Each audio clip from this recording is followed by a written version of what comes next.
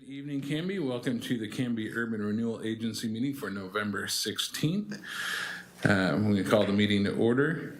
And second on our agenda is citizen input and community announcements. Do we have any citizen input tonight, Maya? No. All right, moving along. We'll get this done quick. Item number 3 is the consent agenda. Mr. Chair, I move we accept the consent agenda, which is the approval of the meeting minutes for, thank you, August 17th, 2022 URA meeting. And August 3rd. And August 3rd, 2022. I forgot we do 2 on this one. All right, so it's been moved and seconded to approve the consent agenda, which includes the minutes from the August 3rd URA meeting and the minutes of the August 17th, 2022 URA meeting. Any discussion? All in favor? Aye. Aye. Any opposed? That passes. All right. Item number 4 is the follow-up discussion regarding the public art mural program. And Jamie's going to... Yep, Jamie Stickle's going to give you an update. Great. Hello, Good Jamie. evening. Jamie Stickle, Director of Economic Development and Communications Specialist for the city. And I am to use this fancy handheld device. All right. All the technology things.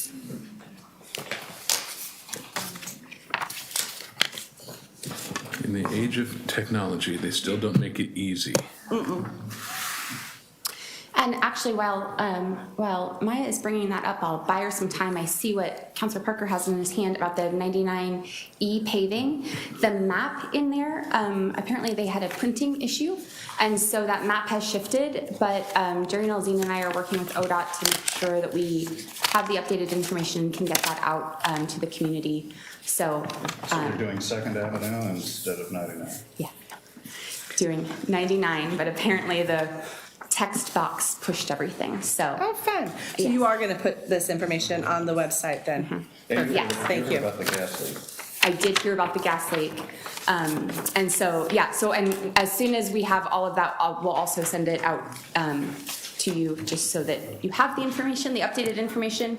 So if people have any complaints, they can send it. They can contact, I think her name is Kristen, if I remember correctly, and her contact information's on there, but I'd be happy to chat with anybody as well. Wonderful. I can just keep. Very technical Do you want to go ahead and do difficulties. an introduction of what we're going to be looking at? Sure. As you'll remember, we spoke about the mural program in August. And at that time, staff brought forward some questions that were based in the program, how it was written. So the program was created in 2010, and it's captured in our Canby Municipal Code, Chapter 2.80, right on time. And so there was kind of a variety of questions that we had, just so that we are framing this as a pilot program. So tonight I'll bring 2 pilot programs in front of you. One is the mural program. The other one is the community enhancement grant. We'll be talking about that at the city council work session. But that while there are definitely hiccups with every pilot program, we just wanted to kind of streamline things and brought forward to you all the program manual, and that mirrors what our facade improvement program looks like as well. So I'll go ahead and kick it off. But yes, like as I said, we're talking about the public art mural program. It was created in 2010 via ordinance 1341, chapter 2.80 in the Canby Municipal Code. And this is funded out of urban renewal. We have not received, in the time that the program has existed, we had never received an application. We had a little bit of interest here and there, but nothing that ever came forward as an actual application. It was written it was captured in Canby Municipal Code 2.80. At that time, the staff person who worked on it was Matilda Dees, who was the senior long-range planner for the city. She put together a program manual that was slightly outdated when we started to take a look at it. So this program is a pilot program. $50,000 was budgeted for the 2022-2023 fiscal year. And this program the effort was reinvigorated due to interest by the community, from businesses, from property owners. And even when we discussed this previously, we were here for a facade improvement program with Ebner's Custom Meats, and they were working on, updating the side of their building. And even they said that would be something that they'd be really interested in. And Mike Ebner and I have had some additional conversations after that, just about murals in general and the efforts that are underway. Apparently Boise, Idaho has quite the mural program. And so it seems that there's interest there. I've also spoken with, I think, 2 other property owners who would be interested. So we included that language from the municipal code as well as the input received. And then so I just wanted to kind of open this up that's why we had such a short part on the agenda, is just open it up for any discussion. These are the main topics in the program itself: program background and goals and objectives, eligibility and funding criteria, approval process, after funding approval, so those are the steps for the applicant will need to follow, and then the de-accessioning process, which the interesting thing about this, and I've actually had more than one person say, so you're only interested in doing a mural on publicly owned property. And the second time it happened, I thought, well, clearly there's a disconnect there. And what it turns out is that with the way that a mural program like this works, the property owner would have to give the city an easement for the mural to be on the side of their building. With the easement, then it becomes our property, I guess, until a set amount of time. And so with that process, there is a de-accessioning process that relies on our city attorney, but it's something like it can't even go into process at 5 years, until 5 years, but I think it's after 10 that they would really like to see, so that then you are protecting that investment and keeping a long-term investment in the community. Are there the mural program, and as I said, with it being a pilot program, and kind of taking old information, and then the interest and discussion that we had, there are some liberties taken just of timeline and those kinds of things. But if there's anything that anybody read in the program that they'd like to address, or anything that you guys would like to see, we just kind of wanted to bring it back, get your blessing, and then go to work. Part of that will be using the city's NeoGov volunteer management system so that we can find people to be on that public art mural program committee. I'd have to find some sort of acronym for that one. But if there's any questions, I'd be happy. Are you going to go into each of these item, or are we? I wasn't going to, just... I had a question about one of them, but I wanted to hold if you were going to do more. No. So one of the Microphone, please. Sorry, thank you. One of the things that I asked when we last discussed it is if there was any room. So I noticed that item 3 of the Canby mural programs, or no, item 4 says that costs related to projects that have already taken place cannot be part of it. One of the things that I really wanted to see happen was that we had some sort of restoration component. So our older murals that are faded and need restoration could be part of the mural program. Right. It looks like that would be precluded the way it's written now, but is there a way for us to work that in still? Or yes, and that is my fault, because you mentioned it, and then also I know that I think you had maybe spoken with Scott, and he sent that to me, and when I was putting the finishing touches, I overlooked that. So apologies. No, that's yes, okay. Absolutely. I was just making sure there wasn't a logistical or legal problem with doing restoration, that there would probably require another process to get restoration approved, and or whatever that looks like. But there are a couple of fantastic murals in our town already that could use some restoration. So Absolutely. Thank you very much. I will make sure to include that before it goes live. Any other questions? I've got a comment, but I didn't quite catch. Jamie, did you say you're going to go through these ones? I was not, no. Unless you'd like me to, the last time I brought back a litany of questions and slides, and so since we have the draft program, I thought that I would just kind of give the topics on this one, and then if there was anything in particular that you wanted to address or to dive deeper on, I'd be happy to do that. All right. Well, I do have a couple of questions if nobody else has any. And it's probably in here. I apologize if I'm asking a question that should know an answer to. But and you kind of touched on this a little bit. But if we're putting murals on the side of somebody's building, obviously the deaccessioning option is there. If somehow they cover up that mural before that time is over, they paint the building or something happens, is there a provision in the program for us to be repaid for a mural that gets covered?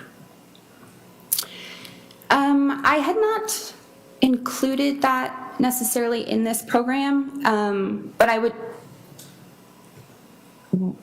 before answering that question, I think I'd like to take a look at least what the paperwork had said previously as a sample for the deaccessioning, so that I can make sure that I'm not saying yes or no. But if it's not something that's included, then that's certainly something that we could address and find. I'm looking at Joe for we could find some creative language, I'm sure, to. Well, I have the code here, but the long and the short of that is we could make it a part of the program because we haven't done one of these yet.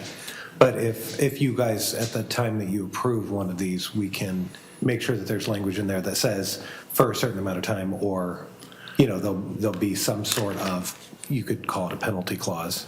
Yeah, and I think that's important because obviously I don't want to tell somebody what they can and can't do with their own building, right? If we have a mural on the side of somebody's building and they want to paint their building and they decide they don't want the mural, I don't want to say you can't paint your building that you own.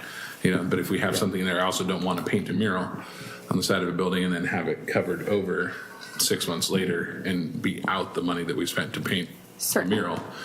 So if there's some kind of provision for us to be repaid within a certain amount of time if they cover the mural, it also gives them that flexibility to then do with their building what they would want. And then the other question, I think we talked about this last time, and similar to the facade improvement program, is how many times can somebody use the mural? If they want to do a new mural in a year, can they apply for it again and have a new mural painted?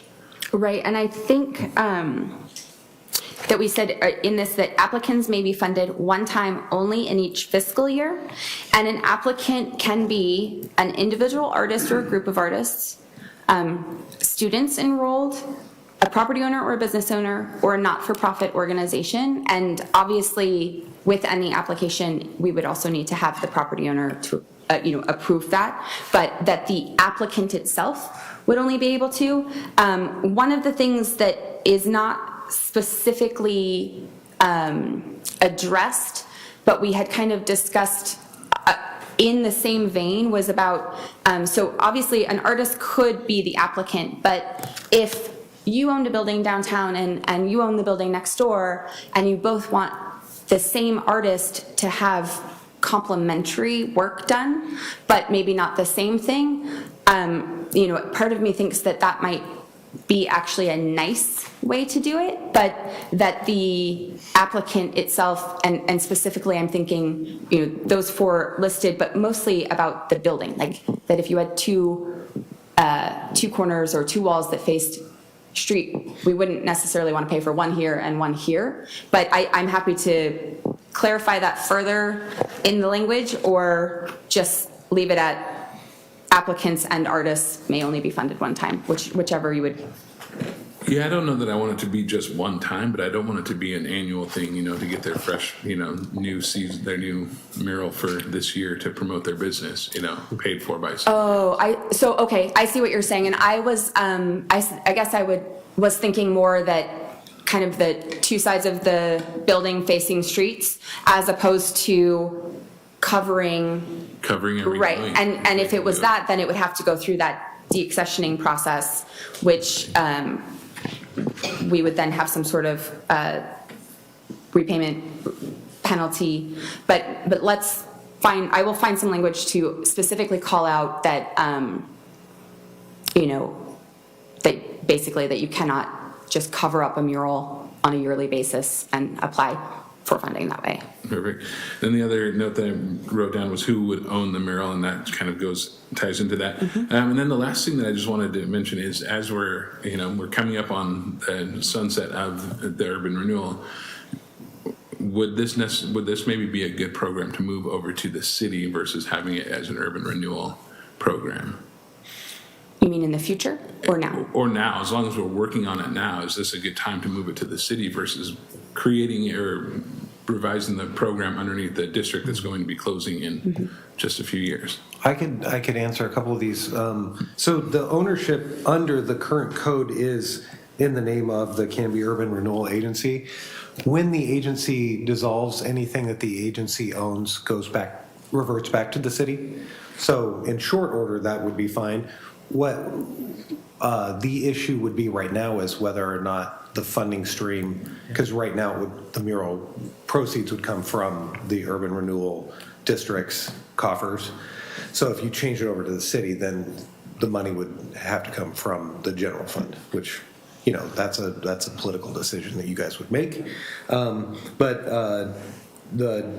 If you wanted to change it over, then I think you should probably just change the ownership to the city proper to begin with. And then, of course, because I was looking at the guidelines here again, we can, under the current regime, put whatever guidelines we want in about the deaccession, as well as the process for ongoing care and whether or not you want to, cover over new murals or rehabilitate them or whatever it is. So we can just work with your guidelines and still be within the current guidelines here. But if you wanted to change it to the city, we would have to also change what the ordinance is. Yeah, I mean, my personal feelings on it is that I would love to see it as a city program versus the urban renewal program. I don't know that spending the money, $50,000 a year for the next several years, it benefits the city, not necessarily the other districts that are part of the urban renewal, right? And so, And if you did that, then the district would get bigger too, right? Meaning, because right now it's within Project eligibility would only be within urban renewal. only within the urban. right, so moving it to the city would open up the ability to more areas you can do. more areas. So, Commissioner Spin? I don't see a problem with doing that in time. I would really like to see the pilot program stay in the urban renewal district. And the reason is because for the pilot program, I'd like to see those murals focused along 99 and in our downtown core. And so if the pilot program stays under the URA so that we can test that out in the areas most visited and seen by the public, then when it becomes a full program, moving it to the city makes sense. But I think for that pilot year, for that initial couple of projects, really reducing the scope of it to the district makes a lot of sense, because we really want those murals along 99 and in downtown. And if our first murals are, out in another part of town on a business, or an artist is doing it on someone's house, I don't think this even has to be on a building that's used by people. I mean, technically this would allow someone to do it on their house if they had an artist apply, right? I mean, it doesn't preclude that the way it's written. Right, provided it's within the urban renewal district. Right, but if we change that and it's not in the urban renewal district, we could have these murals anywhere that aren't seen. So for that pilot year, I would like to see it stay in the URA, but then I see moving it to the city proper makes sense. Yeah. That brings up another potential concern too, is can we put some restrictions on where murals can be? I mean, Yeah, that's going to be my question. Is it commercial? At some point, only, if or I wanted to residential? paint a mural on my garage, I could do that, right, with this program and not have to pay for it. So I think we need to have a little more, Tighten that up. yeah. tighten it up, rein it in a little bit to make sure that we're not just painting everybody's. Can I ask in Right. all honesty why we would only allow commercial business owners to benefit from this program and not any tax-paying citizen?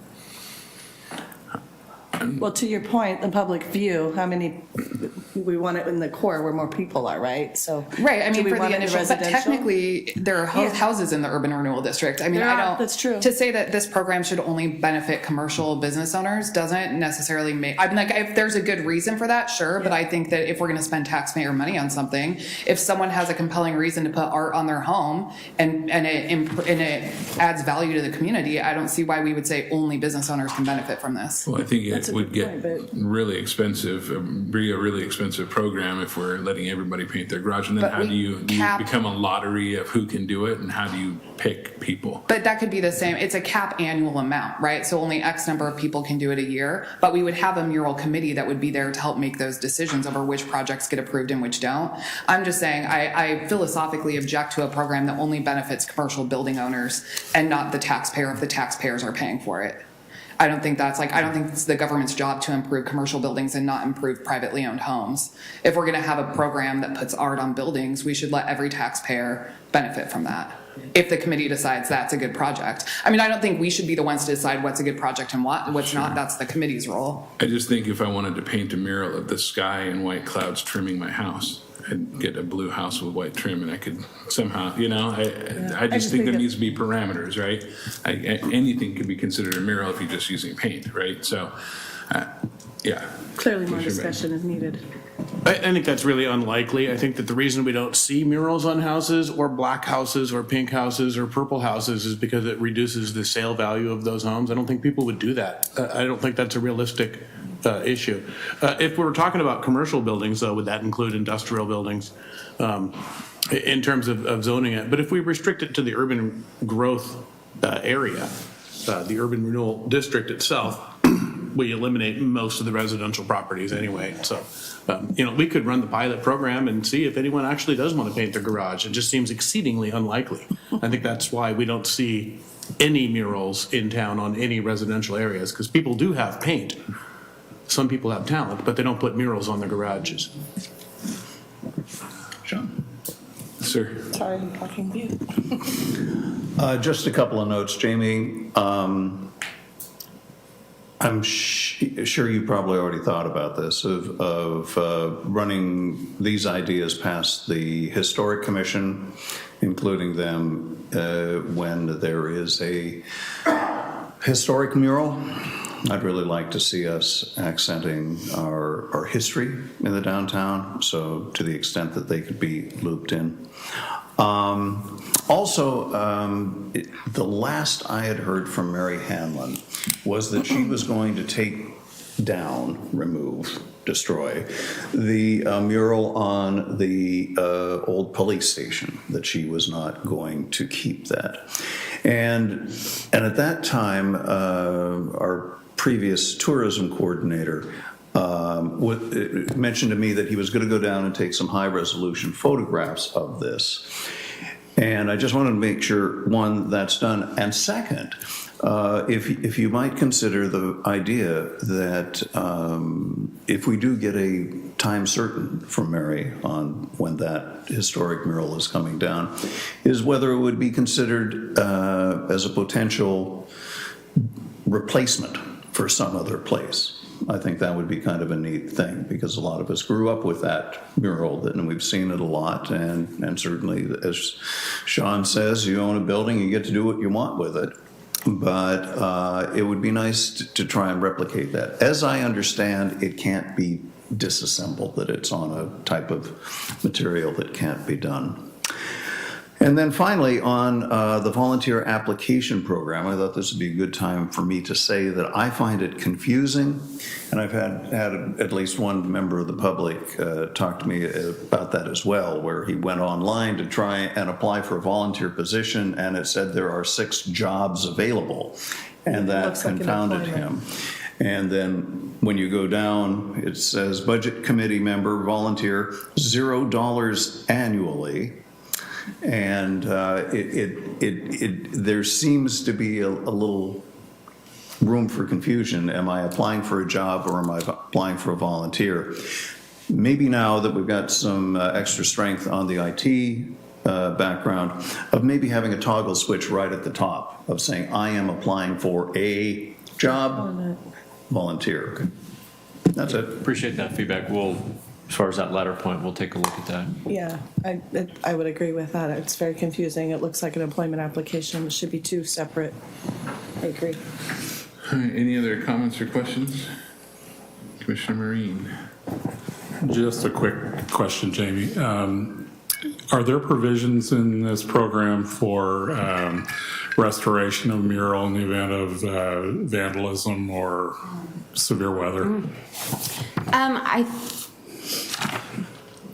I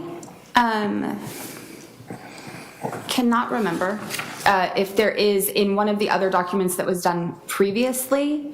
The program that I focused on was more about getting it started, but I can look into that, and I guess I would be looking for nodding heads if so. Are we interested in? I mean, if by adding the restoration part, but then also if it was vandalized and or. So the thought comes up to me, if let's say your cutoff period is 5 years and you're 4 3/4 years into this mural and it gets tagged. So are we going to just paint over it? The city owns it at that point, right? So are we going to ask the landowner to go in and restore it? What are we going to do in the event of circumstances like that? And I only bring that up because I was driving through Salem the other day and I saw a beautiful mural on the side of a building that it was tagged all over it. And I don't know if they have any provision to fix it.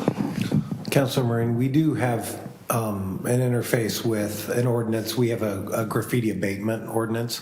And you're right, ownership in this regard would be that the city is owner, and so we would have to abate the graffiti ourselves. Commissioner Smith, saw your hand up. Oh, I'm sure that mural artists are familiar with this, but it might be worth looking into requiring some graffiti-resistant paint or the graffiti-resistant cover to preclude or mitigate some of that as a requirement. But I'm sure mural artists already, I don't think they need me who doesn't paint to suggest it. I'm sure they're already all over it. And the only term when you were mentioning that I could think of was vandal filming, which is what you do to like stop signs, but that's not quite what would work here, but I'm sure there is something like that, and I know a guy in Public Works who I'm sure would have the answer. So I will double check with him as well. All right. So what are you looking for from us tonight, Jamie? This was it being a work session, just looking for any questions that I could answer or any clarification pieces, and this has been great. Perfect. All right. Any other comments or questions? Nope. Anything from you, Scott? All right. Mr. Chair, I move we adjourn. I will take the motion. I'll take the second. All in favor? Aye. Any opposed? All right. Work session is over. I apologize Our agency meeting. Recording stopped.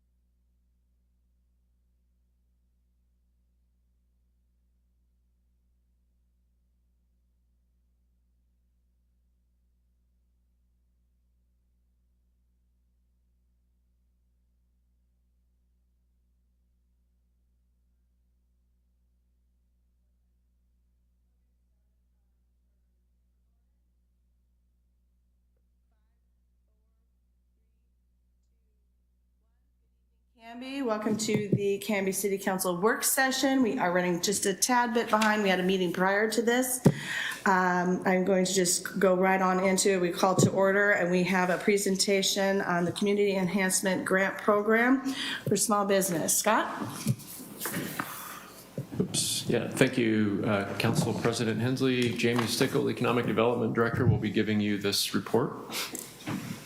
Good evening. Again, Jamie Stickle, Director of Economic Development and Communication Specialist for the city. Just get that presentation pulled up.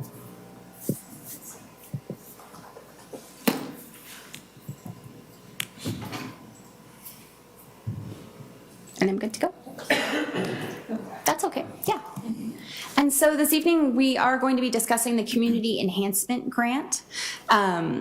And so just as a background, this was included in the packet, but City Council approved $50,000 for a Community Enhancement Grant. Carol Palmer, who is with us this evening, and Greg Parker had partnered on this program to bring the concept forward. And it is something that actually used to happen, I think about 10 years or so ago, through the city of Canby, where there were grants available to a variety of different groups, businesses, organizations, people who are interested in doing things that benefited Canby. So Carol Palmer and city staff worked together to brainstorm, and she also reviewed the final program document before it was included in the packet, just to make sure that she is someone who has written many grants on behalf of the city or on behalf of other community organizations in Canby. And so to have that kind of lens applied. And the program, again, it's a pilot program, and this is our way to be able to determine the need and evaluate its effectiveness, and be able to bring back to our city council and our budget committee a report on how it went, and obviously determine if there's any changes that we need to make, whether that's how the program is written, how the process goes, or anything in the in-between. The Community Enhancement Grant would provide funding for projects, programs, and events which improve and enrich Canby. And so we created 3 different buckets of people and organizations who could apply. So the first one is nonprofits, not-for-profits, and city boards and committees. And, you know, oftentimes, I think in the world that we work in, you hear of nonprofits that a 501c3 or a 501c6, but there are organizations out there that do really great work that have not gone through that to get that status through the IRS. City boards and committees would be a great example, and we wanted to specifically call those out because it had been discussed, at city council meetings that our boards and committees may want to apply for projects that they have identified, and so. While a board or committee might be a not-for-profit organization, we wanted to specifically call that out based on the information we had heard from the city council.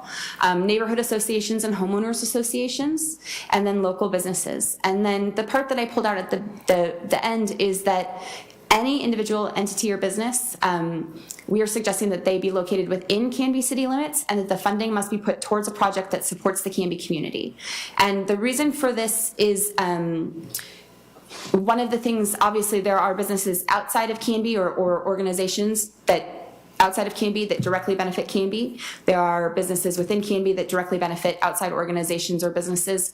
But by really narrowing the focus, I think, especially with this pilot program this first year, that we're going to be able to make sure that the money that is spent on these efforts is really, really hyper-focused on Canby. And I am really excited about this program and the opportunities that are out there.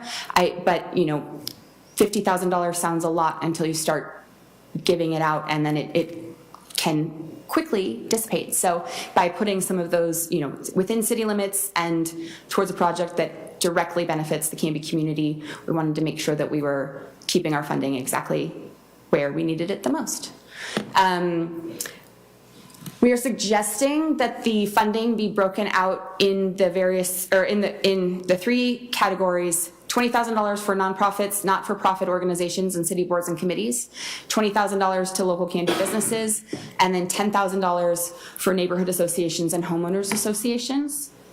And then that funding disbursement, it is up to $2,000 for the nonprofits, not-for-profits, up to $2,000 for Canby businesses, and then neighborhood associations and homeowners associations eligible to apply for up to $1,000. I have some questions on this one of you, but that are very relatively small questions, but I thought that with the opportunity to take a look at what the program, how the program was outlined and the way that it was written, we wanted to speak to having a review committee as opposed to just having staff say yes or no, or necessarily a first come, first serve. But one of the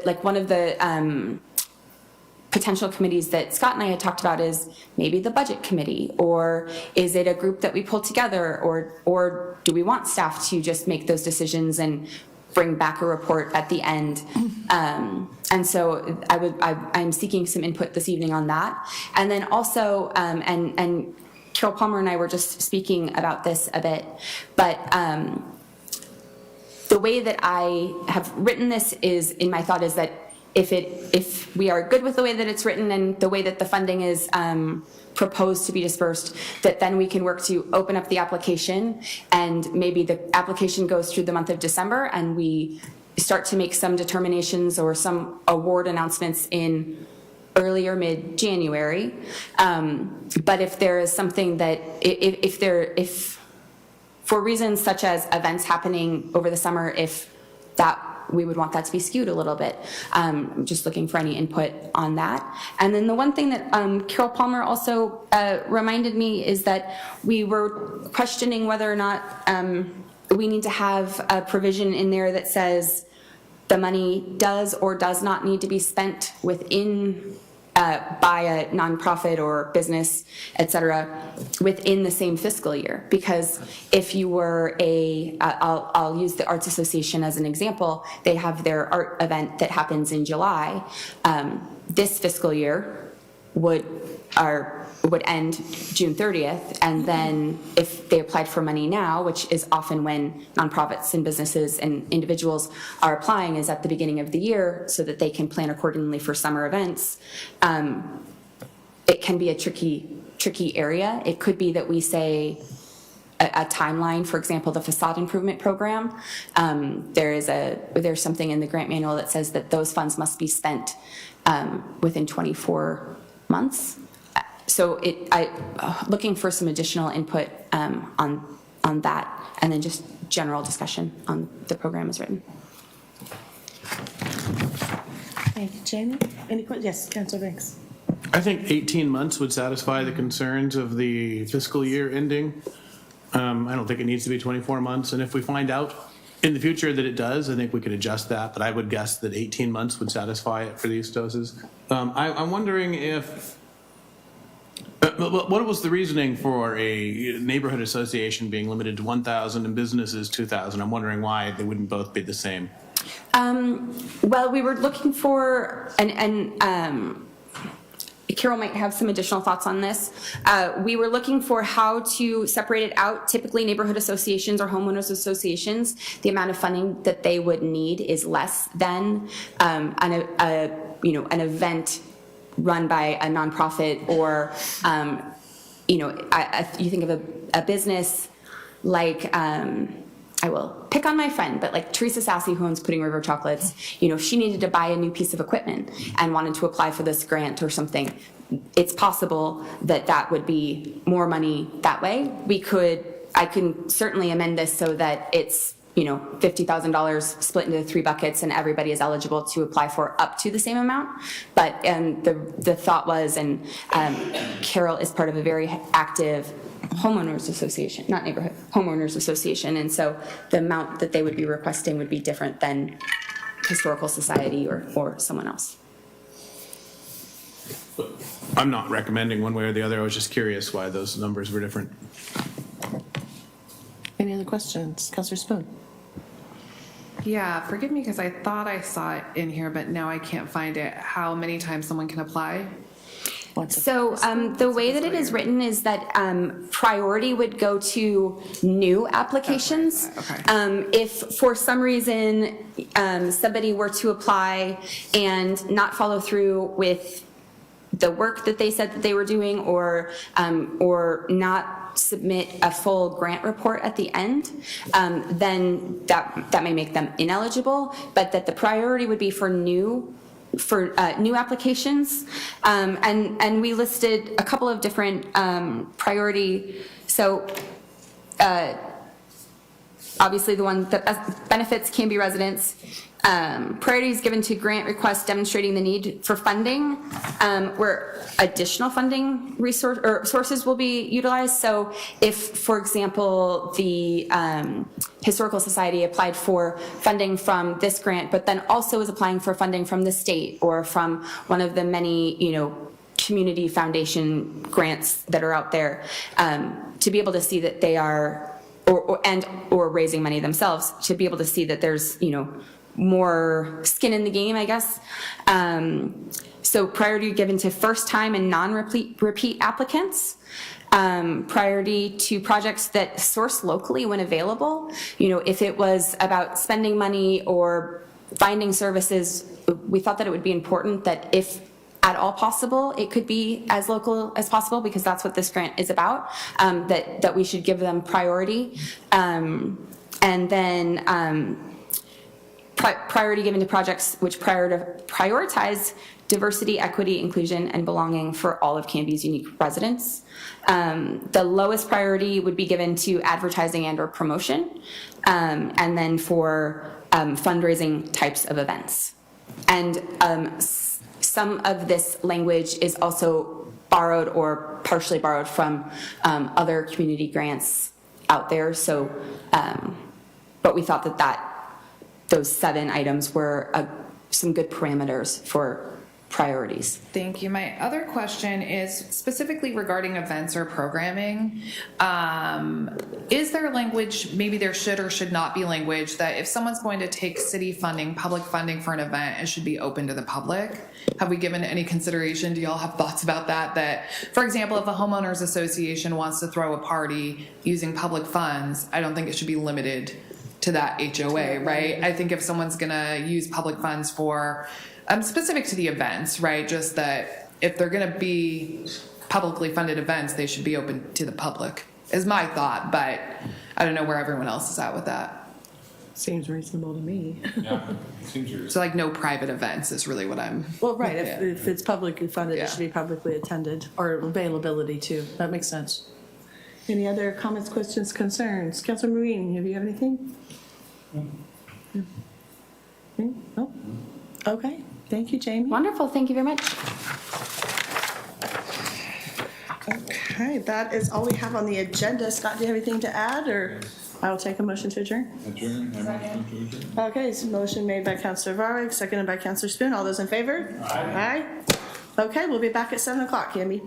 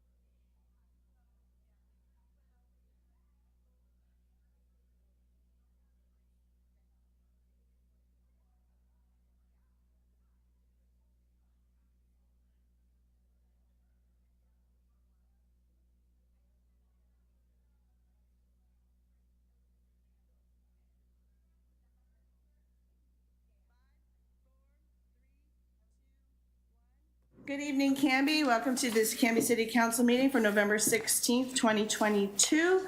If you could please rise for invocation and pledge of allegiance. Dear Heavenly Father, I thank you for this wonderful community we live in and the leaders that you raise up. I ask for your guidance as we make policy decisions for our city. And Lord, as we head into a season that isn't always a happy, joyful time for everyone, I pray that your provision of peace be with those who are struggling in our community. I ask these things in your Son's holy name. Amen. I pledge allegiance to the flag of the United States of America and to the republic for which it stands, one nation, under God, indivisible, with liberty and justice for all. Thank you. Okay, first thing on the agenda is a library advisory board update.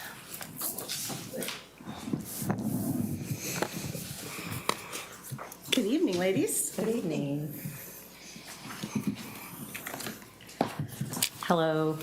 The Canby Library Advisory Board would like to thank all of the city councilors for giving us this time tonight. And we'd also like to extend a very special thank you to Chris Bangs for all the time he's given us as our city council liaison. I'm Susie Stutz, and I am the chair this year for the Library Advisory Board. I was the former interim chair and the former vice chair. And this is Lois Brooks, and she is the vice chair for this year. She was the former chair of the Friends of the Library. So we have other board members with us tonight. We have Denise Fonseca. If you would please stand, thank you. She is our Library District Advisory Committee representative. We have Rick Mayer. And other members of our board who are not here tonight, Kathleen Myron, who is the past chair, Jessica Hines, Amy Noss, and Luke Veter, who is our high school representative. The Library Advisory Board is a board made up of 8 voting members. 5 members must reside within the city, and 2 can live outside of the city limits, but not necessarily. And we also have 1 high school liaison. The board represents the residents of the Canby Library Service Area, including all of the unincorporated areas of Canby. We have several city board members, Chris Bangs, who I mentioned previously, Danny Smith, who is with us tonight, he's the library director, and Amber Quinn, who's the library manager. Per section 3.2.5 of the Canby Public Library Policy Manual, the library director or designee shall serve as the secretary to the board and keep record of all its action. So the city council liaison and the library staff are non-voting members of our board. We have monthly meetings. They're held on the 3rd Tuesday of the month from 5:30 to 6:30 right here in council chambers. And all meetings, like all city meetings, are open to the public and are broadcasted and recorded. Thank you, Susie. So, as we all know, the time of COVID negatively impacted many things here in Canby, including the Library Advisory Board reporting to City Council. However, we're back, and so this report focuses on what has been happening with the Library Advisory Board during the fiscal year July 2021 through June 2022, the first full year the library was open after COVID. The duties of the library board are numerous. There's 12 points, and I was told you were given a copy of all 12, and I'm just going to focus on a few of them. Number 4, recommending types of library service for the city and its vicinity. Number 7, participating in the annual budgetary process of the city as that process pertains to the library. Number 8, recommending policies and procedures conducive to efficient and effective operation of the library. And number 10, encouraging widespread public support and use of the library. Susie. So I'd like to highlight some of the accomplishments that the advisory board has had this past year. So what our focus is, we're going to look to the future. First, we made our high school representative a voting member of our board. The thinking behind this is not only did it seem more inclusive, but many of our teens will either stay in Canby or return to Canby, and we need to set that precedent now that they're valued members of our community. In addition, and one of the goals of the library, as well as the Library Advisory Board, is to be as inclusive as possible. Second, we spent time in education.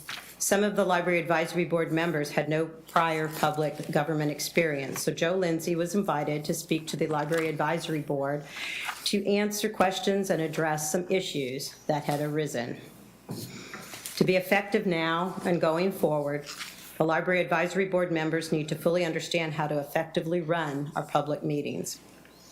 We will be discussing instituting a training refresher update on this at the beginning of each fiscal year, so every member of the Library Advisory Board can fully function in a manner that best serves the needs of our community. Third, per our charter, we updated a policy to clarify for the public how to address non-collection issues. In 2021, there was an unfortunate incident when a member of the public did not address perceived library issues in an appropriate manner. Benchmarking was done both within Clackamas County as well as the Tri-County area, and the existing policy at the time was revised and clarified to make it much more robust and relevant. This policy was approved and adopted by the city. Fourth, we began an outreach with Canby High School to increase library membership within our teen community. So in the spirit of looking to the future, what are the opportunities and challenges going forward? First, we need to help establish what the post-COVID world means to the Canby Public Library. We need to determine what residents want and or need, for example, by using a survey, and which activities will get people back into the library.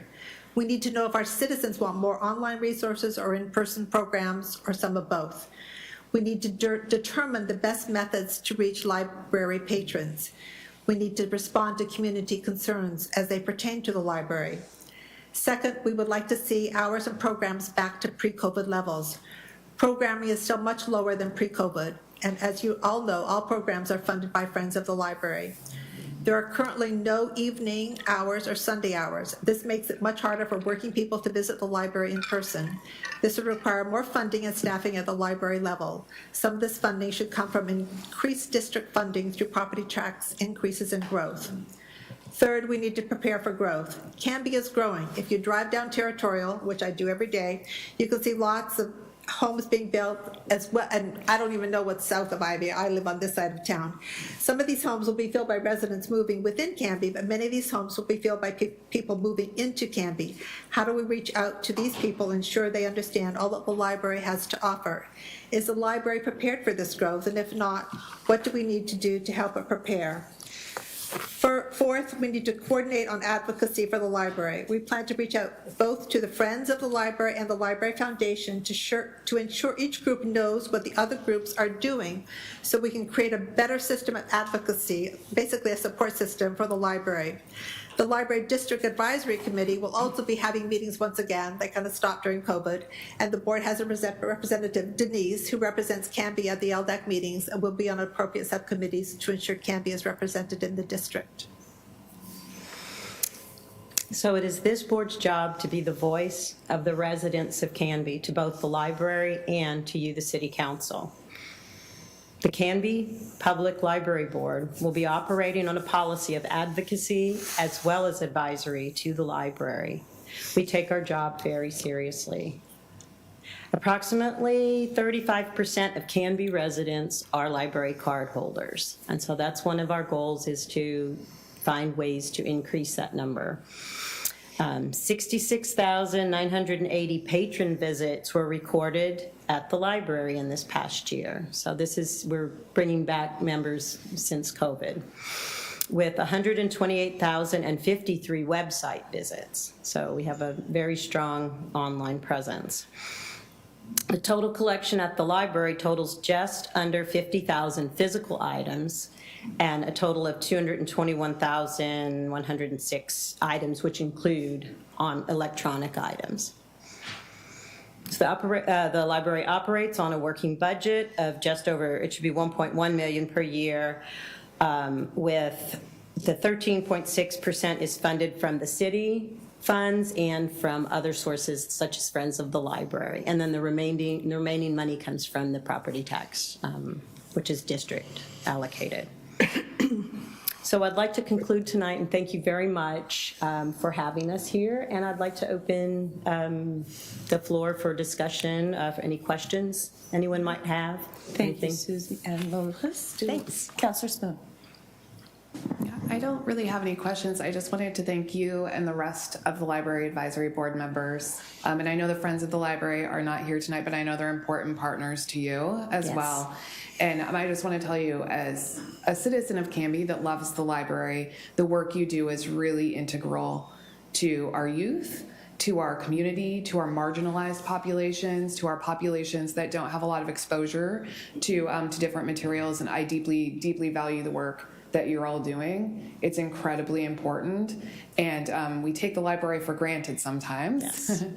And I'm hopeful that in the future we can expand our hours and expand our services. But for starters, just thank you. Thank you for the work that you're doing. It is so deeply important. Thank you. I appreciate that. Counselor Barwick. Yeah, just to expand on that, I spent a couple years as the liaison prior to Councillor Bangs being the liaison, and I know the work that you guys do is not appreciated as much as it should be. And I know the trying to get the funding has been a challenge. And so I just wanted to also commend you guys for all the work that you do and the library staff for the amount of programming that you do with the limited amount of funds that you do it with. And my kids have always loved the library. We joke at my house, we keep our books longer so we get fines to help support the library. It's not really why we do it, but it helps us feel better. Yes. It's for the children. So it's a donation. So which I have a feeling my fines are up right now, so I probably need to come and make my donation. But thank you to you guys for all that you do, and Danny and the library staff. We really appreciate that. Thank you. Yes, and the Library of Things. My son just realized there's a bubble machine, so we might be having to get that. Yeah. Yes, I knew that. The Library of Things is very fun. Yes, Counselor Parker. Lois, to your point about trying to bend the mission of the library to the changing nature of Canby. Scott, we've done at least 2 significant demographic reports, first for the parks and now for the housing and economic. And there's some good material in there, and I'm wondering if we might be able to find a way to condense that down for all of our advisory boards. Everybody's gotten tired of me saying this, but yes, you do see a lot of housing construction. But those 200 houses that are being built are mainly being filled by 2 people. And the latest PSU projections we have for the next 20 years is that actually the population growth is going to decline. But the largest increase in demographics is going to be people who have hair that looks like mine.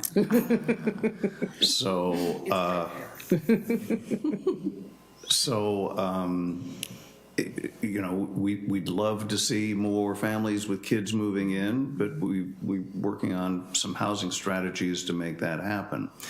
But in the meantime, I think we've got some tremendous research that we've already paid for and has been delivered to us that would be worth a presentation to you. And secondly, as a private citizen and as a member of the Friends of the Library, you have my support, and you will have my support in the coming days and years as a wave of effort to ban books descends upon us. And I appreciate the difficulty that that's going to present. But you are part of a 3,000-year Western legacy of libraries where this is not new. So bless you on your work. Thank you. Thank you, Councilor Parker, and we would love to get that information because I think it's very relevant for what we do as a group and for our planning. So we would love to get that. Thank you.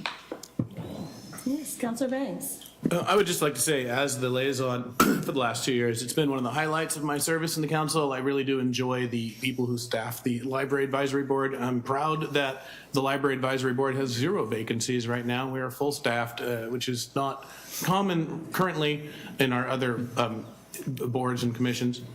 And to kind of to piggyback a little bit on Councillor Parker's comments, the library service is the second oldest city service in this country, behind only spending the taxpayers' money. It predates our water treatment, sewer treatment, police, fire. Like really, America begins with public libraries, and it's an essential function of our democracy. So I'm very excited to continue serving with these people. Thank you. Councilor Marie. I'm curious, do you know how many titles we have in our library here? I do not. Titles. I would defer to Danny. Physical titles would be just under 50,000. 50,000? Give or take. Okay. And do we have room to grow that, or are we at capacity? We stay pretty close to capacity. Okay. Our shelves are tight in a lot of places. Well, we're all very proud of the library here and appreciate the great work that you do. Thank you. Okay. Thank you, ladies. Thank you. We appreciate it. Okay, next on the agenda, we have citizen input and community announcements. Before I call up the first yellow card, I believe we have a group of young men here visiting us this evening from Boy Scout Troop. Chase, do you want to come up and tell us who you are and what you're doing here tonight?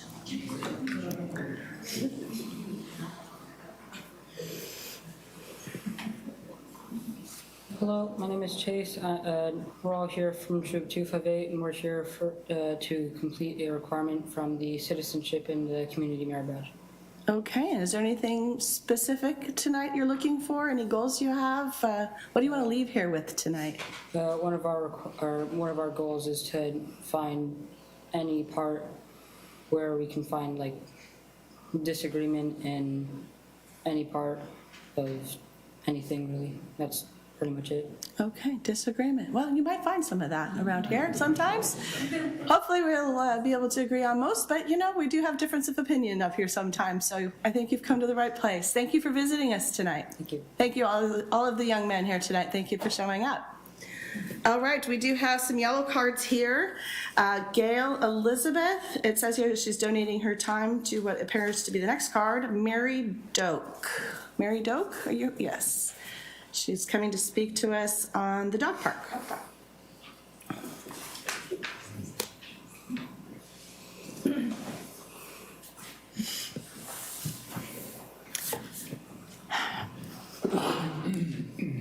Council members, thank you for your time. A few years ago, you started out on looking at the possibility of building a dog park for Canby. At that time, dog parks were extremely popular. They were popping up all over in all cities. It was just, everybody really liked the concept of dog parks. Since then, they've been around long enough for some of the negative sides of dog parks to start being identified. The article that I just gave to you have several of them listed. The two most important ones that are listed there are the spread of diseases associated with the use of dog parks. And if you think about that, with all the dogs there and the peeing and pooping, there's going to be a lot of bacteria over them, parasites, fleas, So there's been an increase occurrence of dogs getting sick after using a dog park, and it's a pretty significant amount. The other issue is the aggression, the dog aggression that happens in dog parks, and it is more prevalent in dog parks. Dogs are by nature very territorial. If you have a dog, you'll understand that. And you put a dog in an enclosed area, you put it with dogs that it isn't familiar with, the territory issue becomes paramount, and there are serious dog fights for that reason. I'm sure it won't be a surprise to you when I tell you that I have spent a lot of time on this dog park. And I have interviewed well over 100 people. And I have found the answers to be extremely interesting and at times surprising. So I started out by asking people, Canby's looking at building a dog park for thousands of dollars. Are you in favor? And of course, everybody focused on the money and said no. Then I started asking the question of, if a dog park is built in Canby, would you use it? And that's where the surprise answers came. And consistently, the answers were no, I wouldn't use it. And these are people with dogs. So then I followed up my question with, why not? Why would you not use the dog park? Well, you can guess what their answers were. I don't want my dog to get sick. Dogs get sick when they use dog parks. There's all these diseases that are going on, lots of bacteria. And the other is, I don't want a dog to jump on my dog and hurt him. So again, the transmission of diseases and the aggression of dogs have become a major issues associated with the use of dog parks. So, I will just point out that I did have one person say that no matter what the cost, she's in favor of Canby building a dog park. And she's standing there with her dog on the leash. And I said, would you use it? And she said, no. I said, but you want them to build a dog park? Yeah. But you're not going to use it. No, I don't want my dog to get sick, and I don't want him to get hurt in a dog fight. So, I guess the question that has been missing in the data is not, do you want a dog park or do you have a dog, but would you use a dog park if we built one? And consistently, I'm hearing the answer, no. And I think that's an important piece of information. I remember somebody saying that this is not tax money that's being used. And I understand that, but the money does belong to the citizens of Canby. And you have been entrusted to spend this money wisely. Putting all this money into a dog park that will be used by a very small percentage of the citizens of Canby, I question the wisdom. And I know you've put a lot of money in all the research, all the surveys, all of this and all of that. But to continue to pour money into something that so few people will use, I question the wisdom. The people of Canby have entrusted you to take this money that belongs to the citizens of Canby and to spend it wisely. You are entrusted with the money to spend it wisely. Building a dog park that will be used by a very small percentage of the population is not spending money wisely. Thank you, Mary. Thank you, Gail. Appreciate your feeding. Okay. Typically, councilor comment or citizen comment is supposed to be a conversation. We'll take your comments under advisement, and I appreciate your time coming in to talk to us, Mary. Thank you. I'm asking because last time she came to talk, she said it was a frustration for her that we just listened and didn't respond. So out of respect for her last request, I was willing to respond if she would like that. Would you like a response, Ms. Doak? Pardon? Would you like a response to your comments tonight? I would, yes, thank you. Okay, go ahead. Yeah, Councilor thank Smith. you, Ms. Stoke. I just, normally we don't engage at this point, but last time you were here, you had mentioned that it's a frustration that you feel like we're stoic and you talk and there's no response. So out of respect for that, I just want to respond to you. And I do hear you. I think that one of the challenges with building parks is that there's no park that serves everyone. So for example, I am in full support of building additional sports fields. I will never use them. My kids will never use them. In fact, a very small portion of our population will use them because youth enrollment is actually just a fraction of our city. But that doesn't mean we shouldn't build it, right? Our parks have to equitably reach every portion of the citizenry. And if we only built parks that we felt like a vast majority of the city would use, we would build almost no parks because they're parks of interest, right? Very few people, probably a fraction of our citizenry uses the disc golf area, right? I happen to use it and I almost never run into anyone there, but that doesn't mean it doesn't bring value to the community.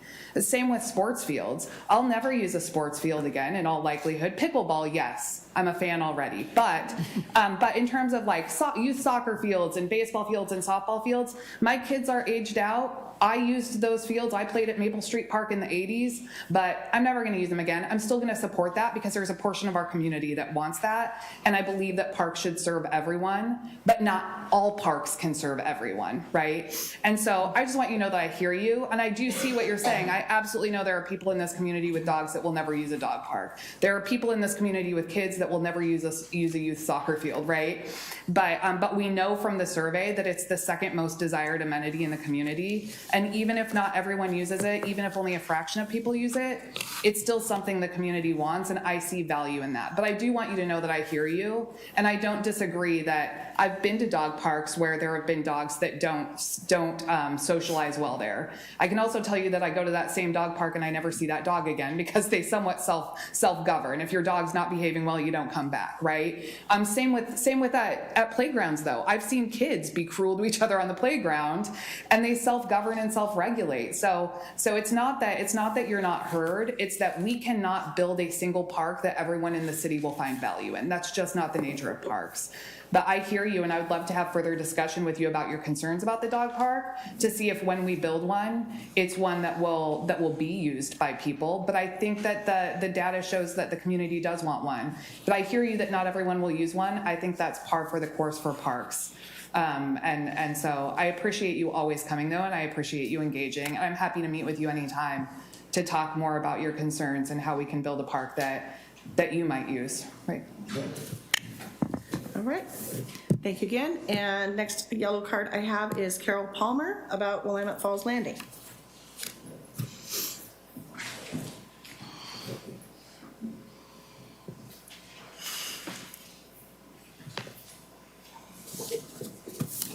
Testing. Am I on? Yeah. Okay, you've all got the statement that I put out there ahead of time. So just to go through it, October 11th, as some of you know now, there was an event here. It was held by the Willamette Falls and Landings Heritage Area Coalition. It was great. It recognized 50-year businesses in the whole heritage area. So this wasn't just a Canby thing. There were about 12, I think, Canby businesses there, and we've got actually 30 half-century businesses, which is pretty amazing. And of course, let's see, then there was several, folks like Jim Bernard was there, and Samara Phelps, who's the tourism director, and also about 6 members of the executive committee for the Willamette Falls and Landings Heritage Area Coalition. No one from this room was here.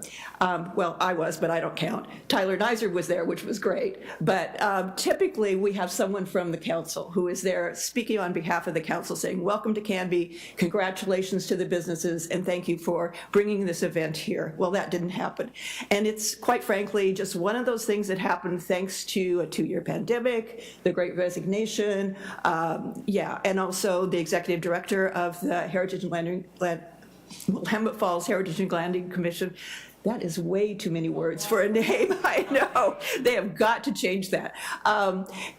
She tragically died, and so that really broke the connection that we had with that organization. So I am here to say, please, that's my first goal, please, can we just kind of reinstitute that? And I've been talking to members of their executive committee, and they are very anxious to reconnect with Canby. And So then they know I'm here tonight talking to all of you. My goal is something in first quarter, when the dust settles on the elections and all of that. Also inviting not only their executive director, but also members of their board and getting updates on what's happening. Because even though the pandemic stopped a lot of things, there has been progress made. Progress that's going to impact us eventually. As you may or may not know, the legislature has established the Willamette Falls Ox Authority, got that one, and they're starting to put the names in the org chart, and that was a key criteria for the Army Corps of Engineers. They were not just going to throw the locks over the wall to some maybe state entity. They needed an organization in place for safety reasons.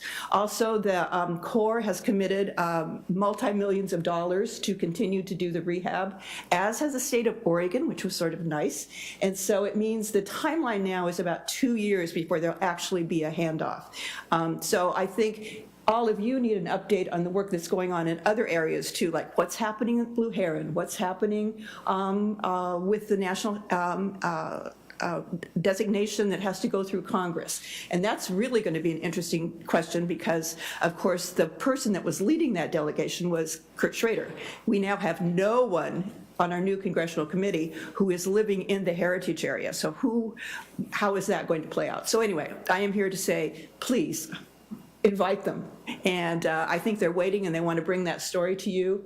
And also my second goal is to get out of the middle of this because whenever they can't get a hold of you guys or they don't know who to call, they come to me. So I would really like to just pass this off. Okay, thank you, Carol. You bet. And as you've noticed, the mayor's out. It's a little under the weather today, but he'll probably be watching. If he's not watching now, he'll probably watch it back. But I will have a conversation with him. Historically, it's been the mayor that assigns those liaison roles, and I will definitely let him know that this is a liaison role of interest for next year. And I will also reach out to the Congresswoman-elect and see if I can get her to also reach out to you folks. That would be great. Okay. Yeah, and I would say too, during this conversation, I think, one of the challenges for us is always small community is the board, the coalition board obviously wants more time than you ever have a chance to give. But I think you need to negotiate what can we do and what can't we do and where do you need our help. And I think there's some options there, but I think those need to be clarified right at the get-go. Okay. I'll talk to the mayor. Thank you, Carol. You bet. Thank you, Carol. Okay, that's it for the yellow cards. Did anybody pop in on the Zoom? My list isn't working, man. Okay, so that is it for citizen input on non-agenda items. There'll be another opportunity in case something pops in your heads later today. Next on the agenda is the consent agenda. Madam President, I move to approve the consent agenda, which includes the approval of the February 11, 2022 goal-setting city council minutes and the OLCC request for Ligatich Incorporated DBA Biscuits Cafe. Second. Okay, it's been moved by Councilor Varwig and seconded by Councilor Spoon to accept the consent agenda, which consists of the minutes of the February 11th, 2022 goal-setting city council meeting and the limited on-premises commercial OLCC license for Ligatich Incorporated Biscuits Cafe. All those in favor? Aye. Any opposed? Passes 6-0. All right, moving into ordinances. First one is ordinance number 1587 up for a second reading. Do we have anything new to add, Scott? Council members, no, we gave you a full staff report at the last meeting. There was some discussion and questions, so unless you have any additional questions, we're just recommending second reading. Okay, colleagues, any additional requirements of information? No. I'll accept a motion. I'll make a motion. I move to adopt ordinance 1587, an ordinance authorizing the city administrator to approve an annual agreement with Microsoft and one-time migration project with Converge One Inc. for Microsoft 360 software. Second. Okay, it's been moved by Councilor Spoon, seconded by Councilor Banks to adopt ordinance 1587, authorizing city administrator to approve an annual agreement with Microsoft and a one-time migration project with Converge One Incorporated for Microsoft Office 360 software. Roll call vote, please. Councilor Banks? Aye. Councilor Parker? Aye. Councilor Spoon? Aye. Councilor Varwig? Aye. Councilor Marine? Aye. And Council President Hensley. Aye. Okay, passes 6-0. Next on the agenda is ordinance number switching pages. Ordinance 1588. Anything new on this one, Scott? Similarly, nothing new. I would just note Chief Tro is here to help answer any other questions you might have. And also just a note that this does correspond to the next item that we'll be discussing about additional cameras. So, but nothing new on this particular item. Okay, colleagues, any other questions? So in doing a little bit of research, I came across an option on these cameras that would attach to the stun guns to where, They already have those, I think. what's that? Tasers. The tasers, sorry.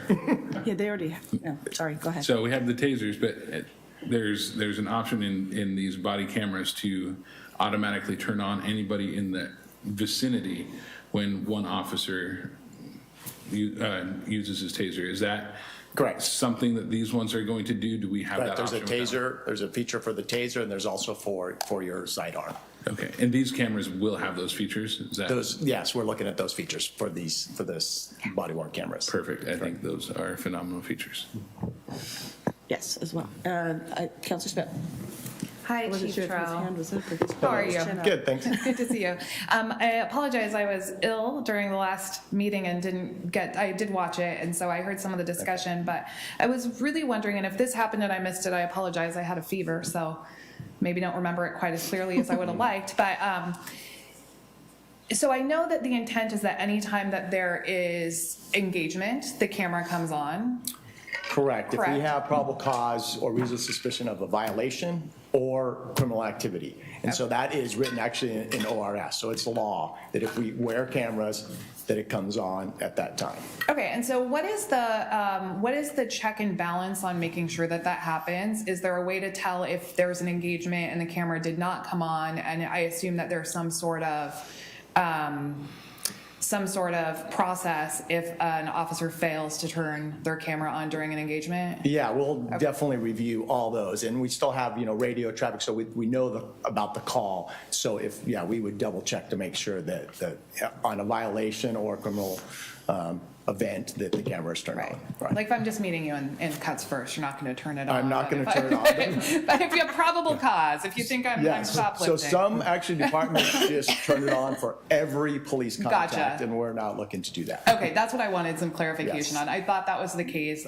Thank you so much for that clarification, and I appreciate every effort to double check to make sure that the officers are doing what they're supposed to do with the cameras. Counselor Spoon? Thanks. The other thing is, a lot of times they'll wait for backup, so there'll be multiple cameras. So that's another check and balance too. Like a 3-camera Yeah, it'll be TV like, show? if 3 people are on, you'll have 3 different views, yeah. Yeah, great. Yeah. Thank you so much for your work on this, Chief. Yes, thanks. Any other questions or concerns from colleagues? Okay, I'll accept a motion. Counselor Banks. I move to pass ordinance number 1588, authorizing the city administrator to enter an agreement with Axon Enterprises in the amount of $185,714.70 for the purchase of body-worn cameras. Second. Okay, I heard Counselor Varwig first, so it's been moved by Counselor Banks, seconded by Counselor Varwig to adopt ordinance 1588, an ordinance authorizing the city administrator to enter into a contract with Axon Enterprises in the amount of $185,714.70 for the purchase of body-worn cameras, equipment, software, and services. Roll call vote, please. Counselor Banks? Aye. Counselor Parker? Aye. Counselor Spoon? Aye. Counselor Varwig? Aye. Counselor Marine? Aye. And Council President Hensley? Aye. Passes 6-0. Thank you. Thank you, George. Yes. Yeah, let's say, just remain seated. I'll be right here. And I want the ceremony of sitting down. you want the extra steps in your day? We'll now go to ordinance number 1589, and I'm assuming, Scott, we're going to have Chief Trail present Correct. this? All right. Yes, thank you. So this contract, or ordinance in front of you is similar to the body-worn camera contract. It's a 5-year contract. This time it's for the purchase of in-car video cameras. So we've had actually in-car videos for about 10 years now, but This is older technology that we have now. Things keep getting better, and Axon is really the leader in video cameras for police. And so we looked at the system. It would be compatible with the body-worn cameras, works really well, so it's all uploaded into one system. With the Axon, it actually automatically, after the video is captured, it automatically downloads into our system, into a case file, and it goes with the body-worn camera system. So it actually reduces work for like our evidence tech who will be doing, because it's all on one system. The Axon cameras are really good. So if this is purchased, right, I said it downloads together with that. One of the things about in-car video, which is kind of neat, so as soon as an officer turns on their overhead lights, the system automatically turns on, so it captures all traffic stops. Today, like we had a pursuit with a vehicle, and it captures that. And then it's, again, compatible with the body-worn cameras, which is really nice. So some people have asked why in-car video if you have body-worn cameras. When you're wearing a body-worn camera, that's not captured when you're driving in a car. It just captures the steering wheel. So it captures everything that the officer sees from the front. And there's also a camera that's built in the prisoner compartment. So if we have somebody that we're taking to jail or in the back of our car, it actually captures that. Again, this is a 5-year cost, which includes equipment, software, evidence storage, redaction, warranty, training, and installation of all the cameras in the cars. If this contract is executed, it takes about 1 year to actually get the camera. So really, this contract is to get in line to purchase the cameras. We will not be charged until the cameras are delivered and we have them in our hands. And so improving this now just gets us ahead of the game. And it also locks in the price. And no payment is due until we get the cameras again. This is a little different than the other contract in that it's not in this budget year, right? So it will be in the next budget year and then following 4 years after that. So we will budget this, the first year of this in next budget year, which is about $41,500 per year. Okay. And that's it. Councilor Farwick, and then Councilor Spoon. If you have a question, I'll wait. I was just going to make a motion. I do have a question. Okay. Thanks, Chief. How are you doing? It's Colonel Overhead. Thank you so much for bringing this to us. I love the idea of locking in the price now. As we all know, prices are rapidly escalating. So getting that locked in is a true shepherding of public funds. I appreciate that. My question is, when the in-vehicle camera comes on, but the body cam is not on, is there any mic picking up audio between the officers in the vehicles, or is it just a visual camera? No, it also picks up. It does pick up audio, mic. so Yes, it's mic. There's a mic on them and on their person. So even both. if the body cam's not activated, but with the vehicle cam is, it will still mic the conversations and record those. Okay. Yes. Great. It's a really thank you. slick system. Yes. Yeah. Cool. Thanks. Any other questions from colleagues? And one thing I also just mentioned is that by doing this with the body-worn cameras, we're saving about $8,000 discount by locking in the contract now. Excellent. I love good shopping. Yes. And I've heard other municipalities say good things about the Axon company, so I am excited that we're going forward with this. So, Councilor Farwick. In that case, I move to approve ordinance 1589, an ordinance authorizing the city administrator to enter into a contract with Axon Enterprises in the amount of $207,632.40 for the purchase of in-car video cameras, equipment, software, and services to a second reading on December 7th, 2022.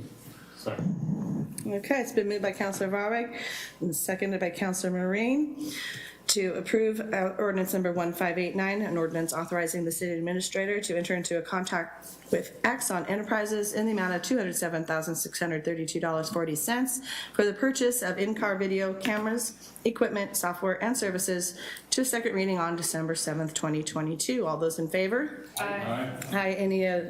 Any opposed? Sorry. All right, 6-0. I don't think you're getting any disagreements yet tonight, guys. Until the motion to adjourn. The motion to adjourn. We'll fight over that. All right, moving on to the final ordinance on the agenda, 1590. Scott. I'm going to ask Planning Director Don Hardy to come up and give you a report on this. This is a big step forward for our comp plan work and our transportation system plan. So I'll let Don explain this to you. Thank you, Scott. Good evening, council members. I'm going to go through kind of a high level on this, and if you have questions, I'm glad to dive into the details of this. As you're aware, we've done some work sessions for housing and economic assessments, and also we talked about the comprehensive plan and the need to look at that as a 20-year projection based on what we're looking at in terms of population growth and also housing affordability and employment for the city. As part of that process, we've done the housing and employment assessment work to date with grant money from the Department of Land Conservation and Development. That segues nicely into this comprehensive plan process where we went out for a request for proposal. In August, we received 2 submittals for that request for proposal. They were both very competitive firms that do a lot of this kind of work. We selected 3J Consulting. We felt they were more focused on public outreach, stronger public outreach, provided more detail on the execution of the task elements, and just they were a little more detailed in terms of tailoring this to Canby. So part of that process of that work is this is going to go over several fiscal years. This is the first fiscal year 22-23, and that's before you tonight, the scope of work that you've seen in your packets, and I'm happy to go through the details of that. There'll also be 23-24, and then part of the year for 24-25. So we're looking at about a 2-year process here, all in, to go through that process. We do know from the housing and employment or economic assessment work that's been done to date that there is a need for additional lands in the city, which would mean an urban growth boundary expansion. So that would be part of this process as well. So that's another element that not every comprehensive plan has to deal with. But since our comprehensive plan has not been updated for 38 years, it goes back to 1984, it's pretty reasonable that we would expect that probably would be a need for an expansion. The transportation system plan will also be updated, and that was done in 2010. So that's been a few years as well. So I think the transportation system plan it's overdue as well. Those two segue nicely together. Part of the process here is really getting the community involved, getting into the vision for the community, getting a lot of engagement with the community, really asking the question, in 20 years, what does this community look like? That's really important to address that from, what the community input is, and that's everything from roads to looking at where new areas of growth would occur, to housing affordability, to scenario planning in terms of looking at urban growth boundary scenarios, and going through that very technical process with the state. It's not an easy process to go through, but that's included in this work. I did put together a summation. I figured that we were only, we were looking at 22, 23, but I did do bullet points of summation of how do we get there to the end? It looks like a really long timeline. It's going to be pretty intense going through this process and really making sure we hit all these milestones as well. So it just takes time to do this. And so we would recommend a motion from council to do the 22-23 work in the amount of $157,121. And with that, I'm going to take a breath and ask for questions if you have those. Okay, thank you for a concise presentation. You're welcome. And do my colleagues have any questions? Councilor Spoon. Thank you. First off, thank you. This has been a long time coming, and it's deeply needed for our planning and growth over the coming years. So I know that it has been a boatload of work for your department and will continue to be in the coming years, but it is so deeply needed, and I appreciate your determination to bring this to us despite the rest of the workload that your department faces. My question is the same question I always ask when we talk about UGB expansion and comp plan, which is how is it looking for us to get an asterisk on ours, because many people in our community don't know that the Clackamas County Fairgrounds and the Willamette Valley Country Club are actually zoned residential. And so on paper, it appears that we have dozens upon dozens of acres of residentially zoned property that are not yet used, when in fact they are used for something else. So it skews our numbers and makes it look like we don't need more land, but we do. So how are we doing it getting the government agencies to accept that reality and make an adjustment for us? Yeah, great question. The Department of Land Conservation and Development has a buildable lands assessment process, state-driven process. So the public lands, which would include the fairgrounds, are automatically excluded.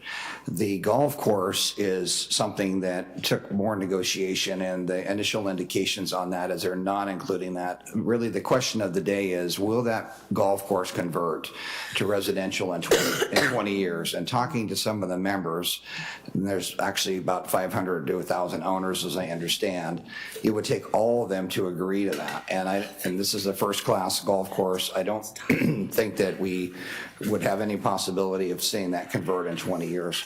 We made that statement basically in that backup to the state, and they said, yes, we don't have like anything in writing that like officially like this is where it's at, but the email exchanges are, yes, we agree that that seems reasonable. So we've included that exclusion of the golf course as part of that. That still shows that we need additional land for residential.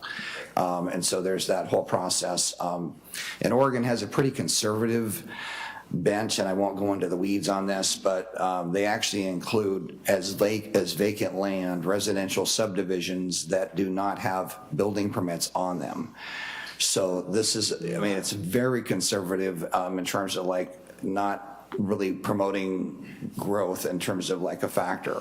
So even if it's been platted, yes, and is clearly going to pop, if there's not an active building permit on it, it is counted. It's going to count it as vacant, which Okay, interesting. Thank you for working towards the golf course exclusion. I think that's really important for our growth. Yep, absolutely. And, I think it's reasonable.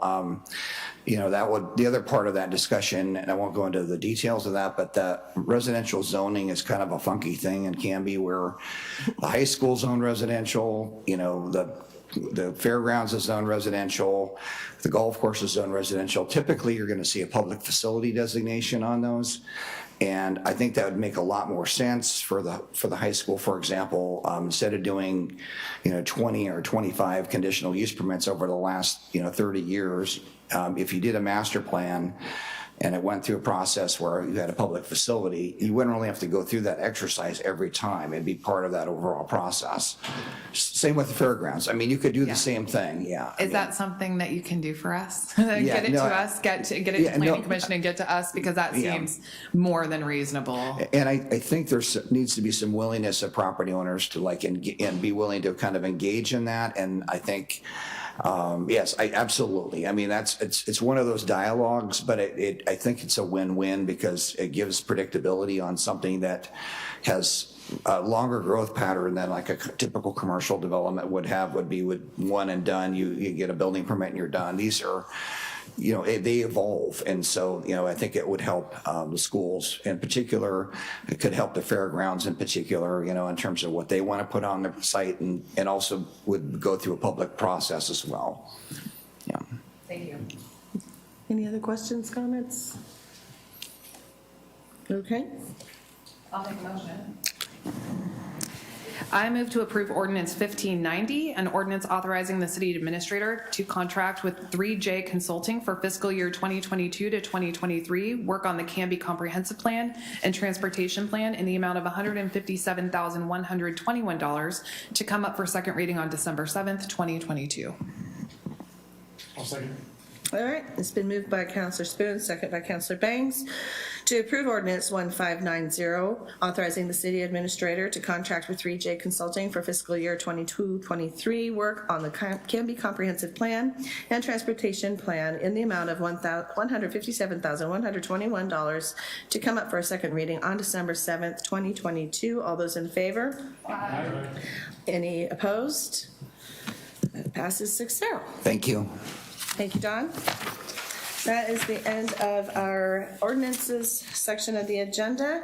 Next item is to consider cancellation of the December 21st, 2022 council meeting. Historically, we have only held, in fact, the 12 years I've been around, we've only held one meeting in December. This is the week of Christmas, so unless there's any objections, I propose we cancel said meeting. Colleagues? Councilor Smith. I'm going to say the same thing I say every time. I would actually like to reserve that meeting and not cancel it proactively. If we get to that point in time and there's nothing to do, we can cancel it. But there's zero things on the agenda for that matter. At the moment, I would still like to not cancel it.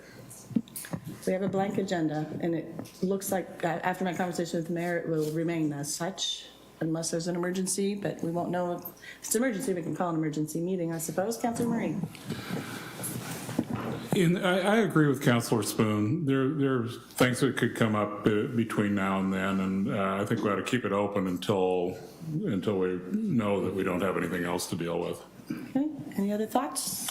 I can go either way on it.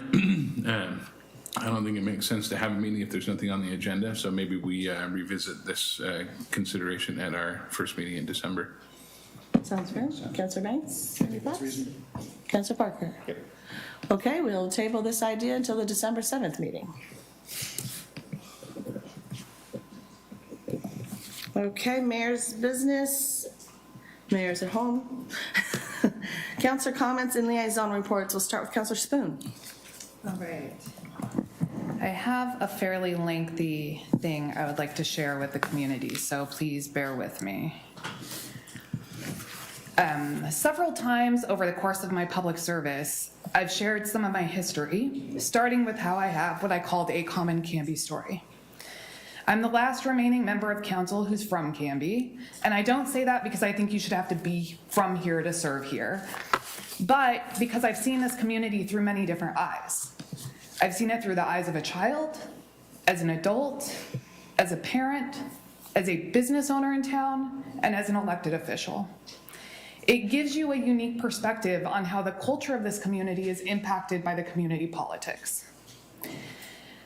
This story often starts with how I was raised on a filbert farm here. I showed sheep, Suffolk sheep specifically, at the 4-H County Fair, and rabbits eventually. My father coached my teams in Canby Kids softball and basketball. I represented Canby High School nationally in Lincoln Douglas debate, and returned to raise my children here because I wanted them to have a childhood like mine. I ran for public office to create a community where they would want to return to raise their children the way I returned to raise them. But that left a significant part of the story out. When I was in high school, a special interest group descended on Canby with out-of-town money and an agenda. It turned this sweet town where citizens helped their neighbor to a town where their differences divided them. It bled into the schools, and I saw my gay friends physically assaulted before, after, and during school hours. And I heard homophobic slurs fired across the hallways. I saw a farm town that seemed to suddenly only sow hatred.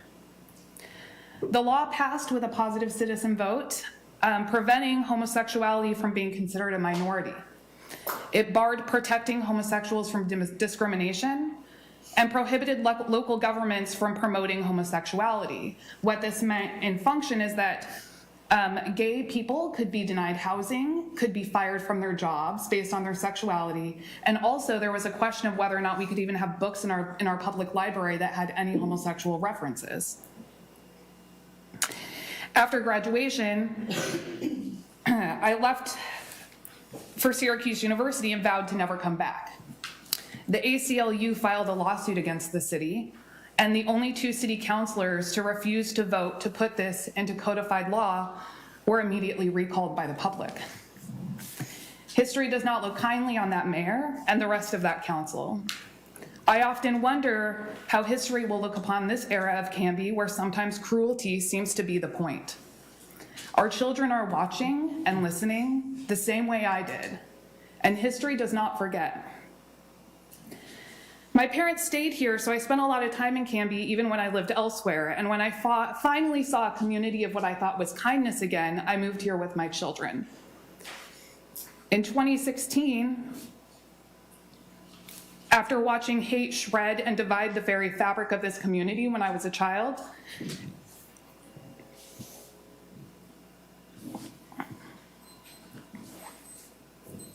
I was elected as the first openly queer city councilor of Canby, a town that had rejected my entire community just 23 years before. This proves that there is hope even in the shadow of darkness. Serving on city council is the most humbling privilege. Serving this community, meeting with and listening to citizens and neighbors, while all dreaming about a better Canby together, will always be a highlight of my life, and I have never taken this seat for granted.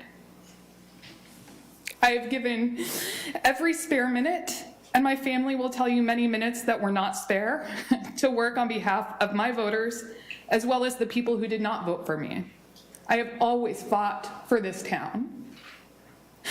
It pains me to say that over the last 8 months, my life has changed in significant ways. I've been speaking with Joe about this for some time now. Thank you, Joe. I've made career advancements and crowdfunded and released a full-length album, and now have exciting opportunities to tour and travel to perform our music. No matter how many times I try to squeeze more minutes in the day, there is never enough time to wear that many hats. Sadly, I will need to resign my position on City Council effective December 23rd because the community deserves a public servant who can make it a bigger priority than I can at this point. Joe and I have chatted at length, probably more length than he'd like, and I propose the following. 1, the charter indicates that council shall have 6 members. We all know the power of the word shall, so I'm forecasting my vacancy in a similar fashion to how Todd Rocha forecasted his in 2016. I propose that we post the position immediately starting tomorrow, with the posting to stay open for a month in our typical fashion and close on Friday, December 16th. 2, the charter indicates that any 3 members can call for a special meeting. So I am calling for a special meeting on December 21st, 2022, either to replace the regular meeting or in addition to it, to appoint a replacement for my seat through the remainder of my term to end on December 31st, 2023, with the appointment and swearing in to occur immediately upon the end of my service on December 22nd. I believe this honors the letter of the charter and does not leave this seat open for any period of time. So I am calling for a special meeting on December 21st, 2022 to appoint the replacement and have them sworn in. And I'm looking for any other 2 city councilors to join me because the charter allows us to get a special meeting under those terms. Are there 2 city councilors here that will join me in calling for a special meeting on the 21st? Great.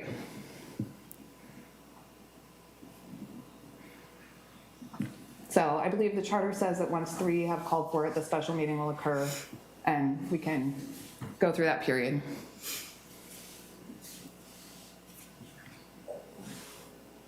I can read it, I can make sense of it later. I'm writing really fast. Okay, December 21st. And you want to post it tomorrow? Are you prepared to already have this? I'm assuming that since you've had conversations, you're already posting prepared. She was just asking me what I thought about the vacancies in office sections and the section of the charter. Would you like to have, just because you're sitting here deciding, would you like that to be the regular start time of the regular meeting for the purpose of doing the interviews? Yeah, I think our regular start time is 7 o'clock, unless someone objects. Yeah, unless we have 20 applicants we have to interview, in which case maybe we can make an adjustment at that time. Yeah, okay. Maybe if we have more than, say, 7, we can move it earlier, but typically we get that many or less. Okay. So, yeah, because if we leave it open for a month, and this is just logistics at this point, we would want to get you guys all of the applications ahead of time. And would you all like for the same questions that you've done in the past too? I think so. We're on a fast track, so it'd be better than trying to craft new ones at this point. Yeah. Okay.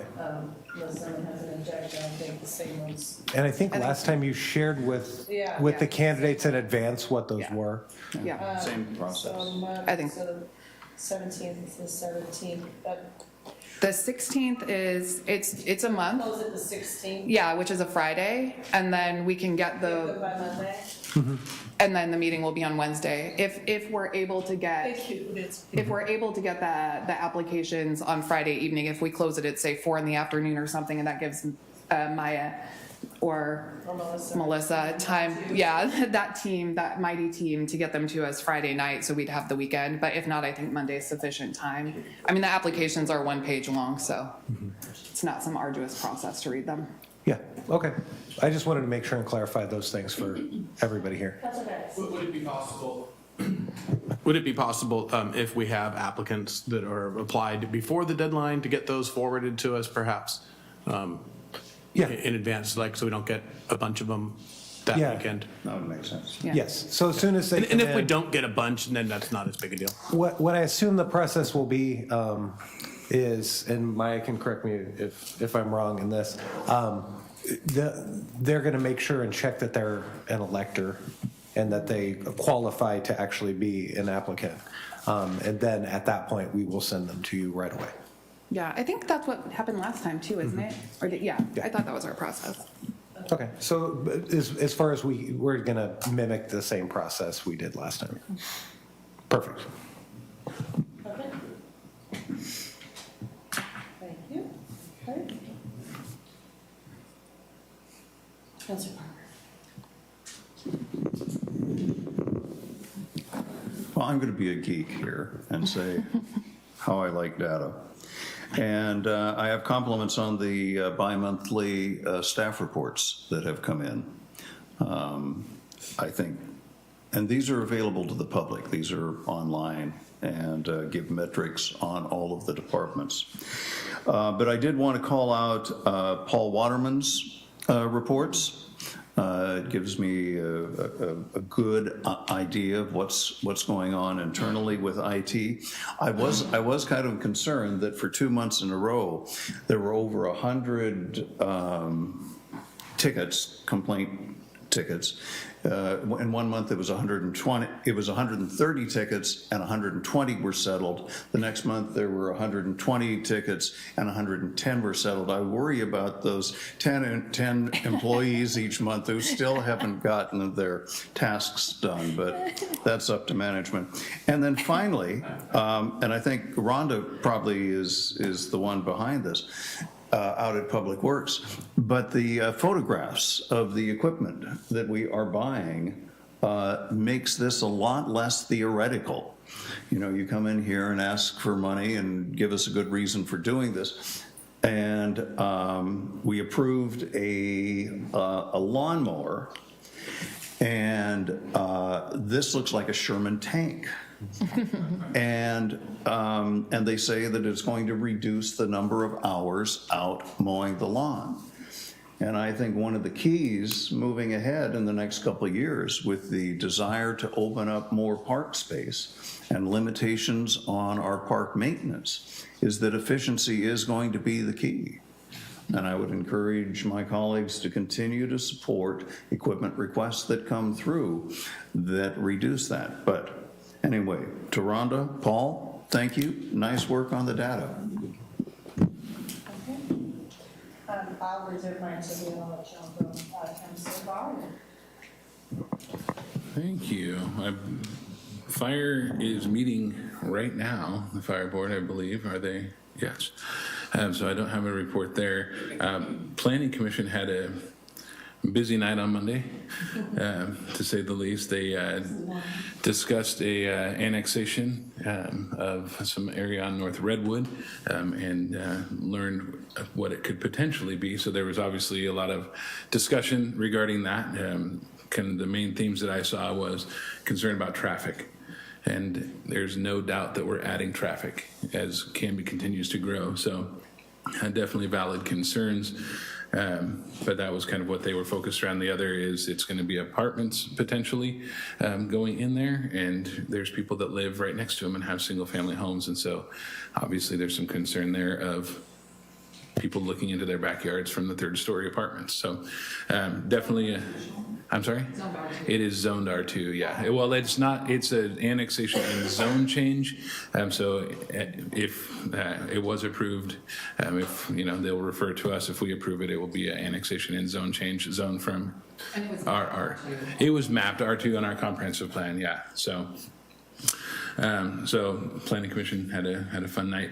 And then the last thing I just want to say is how humbling it is to be reelected. And thank you to the city of Canby and the citizens for putting your trust in me again.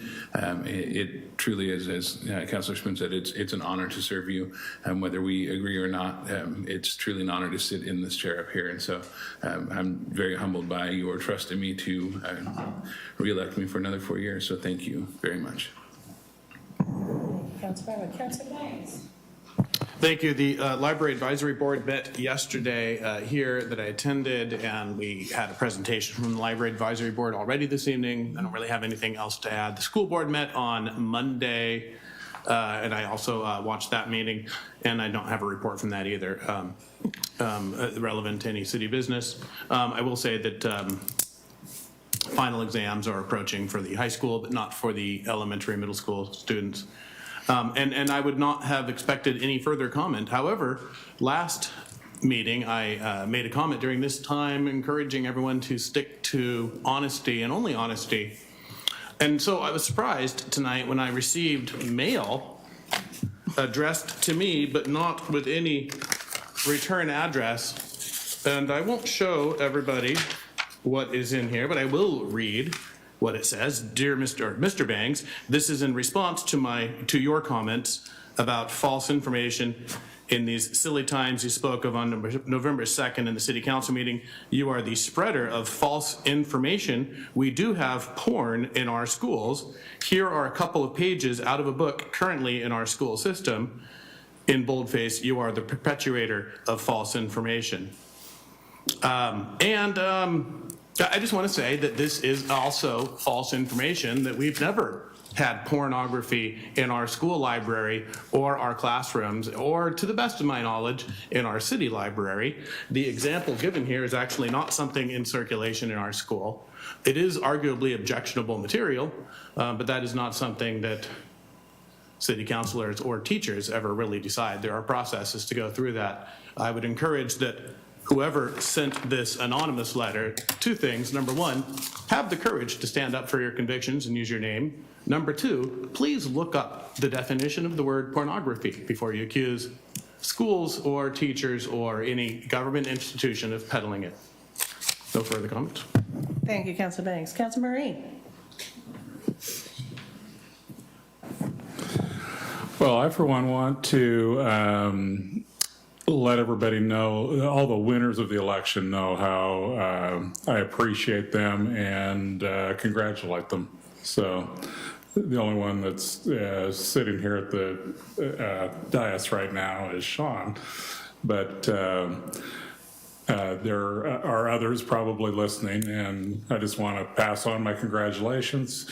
And here we are in the lame duck session. So I don't have a liaison report today, so thank you. Okay, thank you, Councilor Marine. Mine is short and sweet. Do want to encourage folks, Denise already left. I wanted to thank her before she left, but she also serves with me on the Canby Suicide Prevention Task Force. We are looking for more engagement, so if there's people, Mary's still here. Mary is also on that board. So we are looking for some more folks to be engaged with that group, so if you have questions or want to know how to get involved with that, please reach out to me. Or to Mary, if you know Mary, or to Ray Keene at the Canby Center. He's probably the easiest one to find day to day. So reach out to us and show your interest, and we'll show you how you can become involved. As far as the Traffic Safety Commission goes, a lot of traffic issues being brought is, again, this month from neighbors in the territorial neighborhood. So a territorial will continue to be a conversation at the Traffic Safety Commission. And also, well, I say this often, I'm going to say it again, I'll probably say it several more times as the months go by. We don't have a definitive timeline yet, but I want to remind folks that Knightsbridge will be closed in the spring for 6 months, and it will coincide with part of the ODOT stuff going on 99E. So we are in conversations on trying to mitigate the potential, I won't even say potential, the certain snarls that will happen, and find some way to have some reasonable detours that don't go through Baker Drive, or I see Dan over there, and other neighborhoods that it could really impact. So we are listening to the neighbors, and we are very cognizant of how messy that could be. And so I'm sure Scott's losing sleep over this. So we are working on it, and hopefully we'll have some good plans for you in the future. But I just want to remind everybody again, and I'll remind you about the next meeting, so hopefully fewer people are surprised by it. It is coming. We are trying to figure out how to best deal with it. So that's all I have. Get a helicopter. Get a helicopter. That could be a plan. Maybe we'll get the Aurora Airport some more business. Yes, Councilor Spoon. Tracy, some time ago when all of the development planning was going on the south side of town, all those homes, there was discussion about putting a stop sign at Fur and 13th. I remember that. And I know traffic safety was really involved in that conversation, talking about it. Nothing's happened with it yet. Do we know if that hasn't been talked about lately? Was there a definitive My recollection plan was there? that they decided it didn't warrant. But they did a right turn. They gave a right turn lane versus. I think that was their answer. That was their solution. And you live in that vicinity. How's that working? I drive along 13th a lot, and there are a lot of pedestrians there, but also there's a lot of traffic in and out of there that doesn't currently have a stop sign. But if the data says it's not warranted, I trust the data. I was just curious because it seemed like that conversation was happening and then it stopped. Yeah, I think that their answer was the right turn, and we haven't had anybody from the neighborhood come and tell us that it's not working. Right turn lane, coming from north east on 13th, coming right north on Fur, right turn lane onto 13. Gotcha.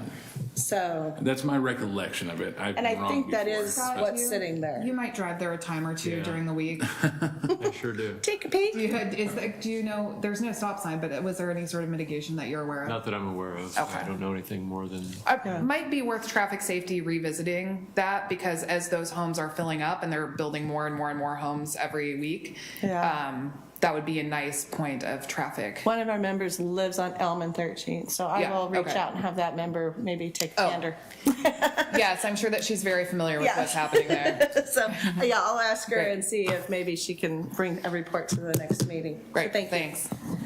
All right, moving on. City Administrator Business Staff Reports. Do you have anything for us, Scott? I do have a few quick items. Thank you, Council President. Councilor Parker, thanks for the comments about the bi-monthly reports. Those are in your packets. If you have any questions at any point, please let us know. Reminder about 2 events. Light Up the Night on Friday, December 2nd in and around the Wake Park area. 6 o'clock will be the parade, and 6:30 will be the lighting ceremony and all the fun festivities and activities occurring in Wake Park. So Friday, December 2nd.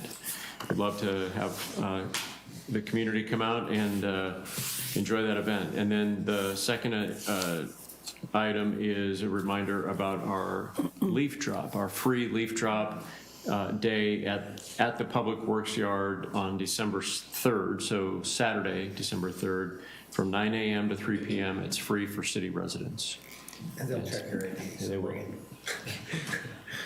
Yeah. Gotten hearted in years. That's all I have. Yeah, we only want Canby leaves around here. Yes. Okay, thank you. Any other citizen input? A second chance? Maya, anybody on Zoom? No, there's not. Okay, well, then I will take action review, please, Maya. You have approved the consent agenda, adopted ordinance numbers 1587 and 1588, and approved ordinance numbers 1589 and 1590 to second readings on December 7th, 2022. Thank you. We have a motion to adjourn. We need to add that to the action. We have one other action item. Yeah. Oh, and added the special meeting for December 21st, 2022. Okay. Move to adjourn. And there's a motion by Councilor Varg, second by Councilor Spoon, non-debatable motion. All those in favor? Aye. We are adjourned. Good night, Canby. Happy Thanksgiving.